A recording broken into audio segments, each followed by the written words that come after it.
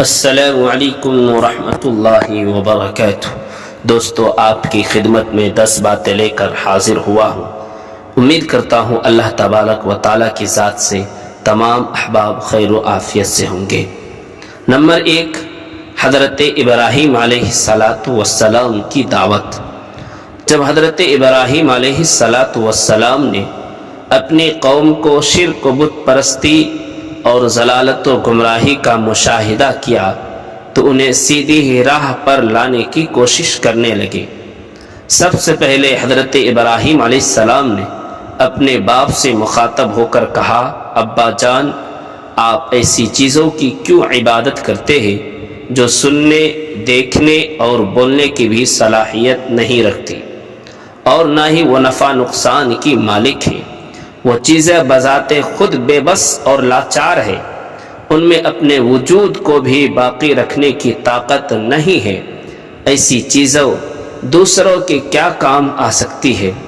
ابا جان، سیدھی اور سچی راہ وہی ہے جو میں بتا رہا ہوں کہ ایک اللہ کی عبادت کرو، وہی موت و حیات کا مالک ہے، وہی لوگوں کو رزق دیتا ہے، اسی کے رحم و کرم سے آخرت میں کامیابی مل سکتی ہے، وہی ہر ایک کو نجات دینے پر قادر ہے، اور وہ زبردست قوت و طاقت کا مالک ہے۔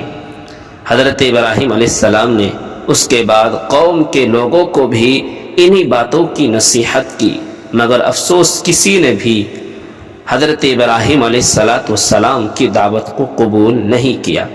ان کے والد نے تو حضرت ابراہیم علیہ السلام کو یہاں تک کہہ دیا کہ اے ابراہیم، اگر تو بتوں کی برائی سے باز نہ آیا تو میں تجھے سنسار کر دوں گا۔ پھر پوری قوم بھی حضرت ابراہیم علیہ السلام کے خلاف سازش کرنے لگے۔ نمبر 2، حضور صلی اللہ علیہ وسلم کا معجزہ، ایک اشارے میں درخت کا 2 حصہ ہو جانا۔ مکہ میں رکانہ نامی ایک آدمی تھا جو بہت بہادر اور طاقتور تھا۔ رسول اللہ صلی اللہ علیہ وسلم نے اس کو اسلام کی دعوت دی تو اس نے کہا، پہلے مجھے کوئی نشانی بتلاؤ۔ تو حضور صلی اللہ علیہ وسلم نے فرمایا، اس کے بعد ایمان لے آؤ گے؟ اس نے کہا، ہاں۔ قریب میں کانٹوں کا ایک درخت تھا جو بہت ہی گنجان اور شاخوں والا تھا۔ حضور صلی اللہ علیہ وسلم نے اس کی طرف اشارہ کر کے فرمایا، ادھر آ۔ تو اس درخت کے 2 حصے ہو گئے، ایک حصہ اپنی جگہ رہا اور دوسرا حصہ حضور صلی اللہ علیہ وسلم کے سامنے آ کر کھڑا ہو گیا۔ رکانہ نے بولا، ایسا ہے تو اس کو حکم دو کہ واپس چلا جائے۔ تو حضور صلی اللہ علیہ وسلم کے اشارے پر وہ درخت واپس چلا گیا۔ جب وہ دونوں حصے آپس میں مل گئے تو حضور صلی اللہ علیہ وسلم نے رکانہ سے کہا، ایمان لے آؤ، لیکن وہ ایمان نہیں لایا۔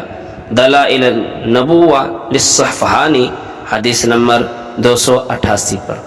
نمبر 3، ایک فرض کے بارے میں اپنے گھر والوں کو نماز کا حکم دینا۔ قرآن میں اللہ تعالیٰ فرماتا ہے، آپ اپنے گھر والوں کو نماز کا حکم کرتے رہے اور خود بھی نماز کے پابند رہے۔ ہم آپ سے روزی طلب نہیں کرتے، روزی تو آپ کو ہم دیں گے، اور اچھا انجام تو پرہیزگاری کا ہی ہے۔ سورہ طٰہٰ، آیت نمبر 132۔ نمبر 4، ایک سنت کے بارے میں اللہ سے رحم طلب کرنا۔ اللہ تعالیٰ سے رحم طلب کرنے کے لیے اس دعا کا اہتمام کرنا چاہیے۔ یہ دعا حضرت موسیٰ علیہ السلام نے کوہ طور پر جاتے وقت پڑھی تھی، انت ولینا فاغفر لنا وارحمنا وانت خیر الغافرین، جس کا ترجمہ، اے اللہ، آپ ہی ہماری خیر رکھنے والے ہیں، اس لیے ہماری مغفرت اور ہم پر رحم فرما، اور آپ سب سے زیادہ بہتر معاف کرنے والے ہیں۔ سورہ اعراف، آیت نمبر 155۔ نمبر 5، ایک اہم عمل کی فضیلت، دوزخ سے نجات۔ رسول اللہ صلی اللہ علیہ وسلم نے فرمایا، جب تم مغرب کی نماز سے فارغ ہو جاؤ تو 7 مرتبہ یہ دعا پڑھ لیا کرو، اللہم اجرنی من النار، اے اللہ مجھ کو دوزخ سے محفوظ رکھے۔ جب تم اس کو پڑھ لو اور پھر اسی رات تمہاری موت آ جائے تو دوزخ سے محفوظ رہو گے، دوزخ سے بچ جاؤ گے۔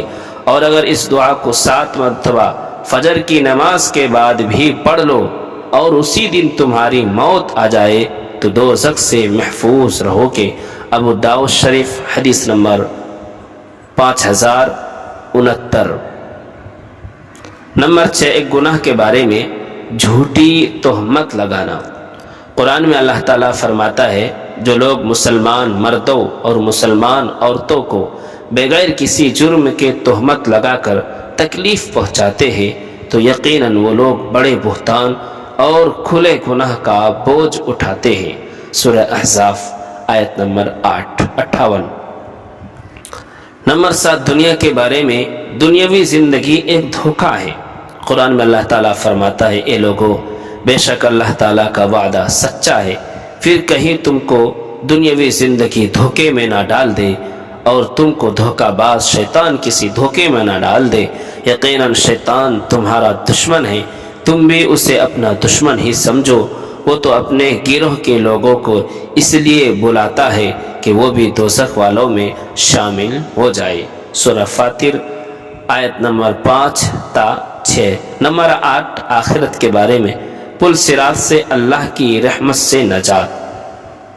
رسول اللہ صلی اللہ علیہ وسلم نے فرمایا قیامت کے دن لوگوں کو پل صراط پر سوار کیا جائے گا تو اس کے کنارے سے اس طرح سے گریں گے جس طرح سے پتنگے آگ میں گرتے ہیں، بس اللہ تعالیٰ جسے چاہیں گے اپنی رحمت سے نجات عطا فرمائیں گے۔ مسند احمد حدیث نمبر 19927۔ نمبر 9، طب نبوی سے علاج، سفر جل کے فوائد۔ حضرت طلحہ رضی اللہ عنہ فرماتے ہیں کہ میں رسول اللہ صلی اللہ علیہ وسلم کی خدمت میں حاضر ہوا تو آپ صلی اللہ علیہ وسلم کے دستے مبارک میں ایک سفر جل یعنی بہی تھا۔ پھر آپ صلی اللہ علیہ وسلم نے فرمایا طلحہ اسے لے لو کیونکہ یہ دل کو سکون پہنچاتا ہے۔ ابن ماجہ شریف 3369۔ نمبر 10، نبی کریم صلی اللہ علیہ وسلم کی نصیحت۔ رسول اللہ صلی اللہ علیہ وسلم نے فرمایا میری طرف سے دین کی بات لوگوں کو پہنچاؤ اگرچہ ایک ہی آیت ہو۔ بخاری شریف 3461۔